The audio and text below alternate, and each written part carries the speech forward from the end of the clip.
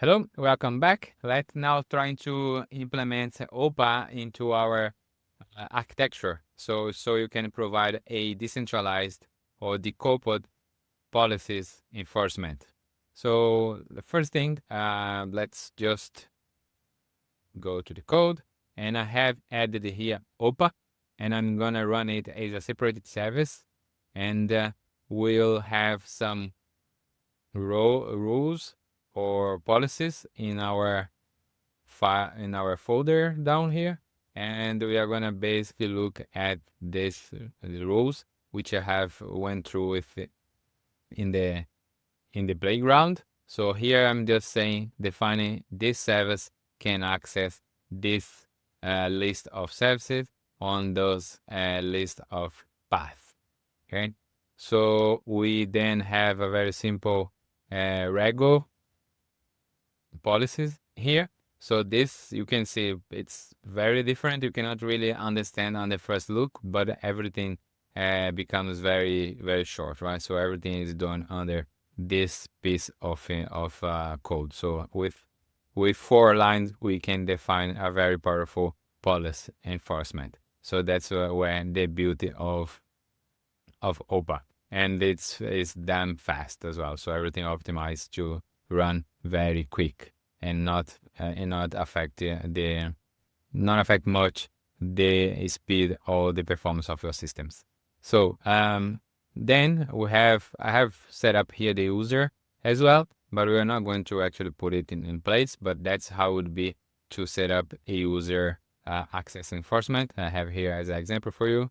And then with this, we then will add another location here, just so we can pass into our OPA service, and you can call it with a prefix OPA. And the other part that you need to implement, it is just actually now a new function, which is a each service allowed, and you would pass the name of the service that you got from the one of the videos before. And we have to set up these parameters, which is basically dynamically setting what you had on our playground, and then call OPA, getting the response back, and just checking the result. So it is basically that, I think. So let's try to see if it works. So I have it started here already, and I'm gonna go into the, actually I'm gonna start it again.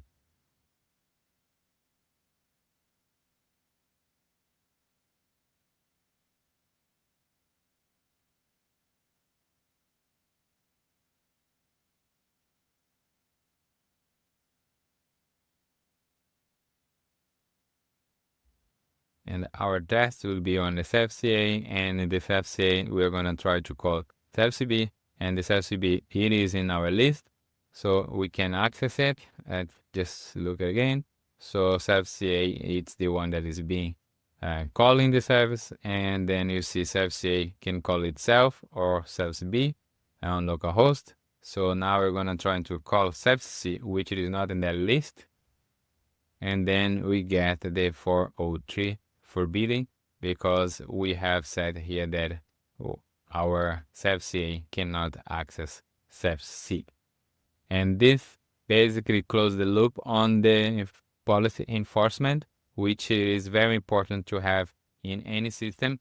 And we has brought here an idea that it should be decoupling policy enforcement from your application code. In our case, we are doing some enforcement on the access itself on the Sidecar layer or the network layer, totally decoupled from applications. I hope you have enjoyed it. See you in the next lecture.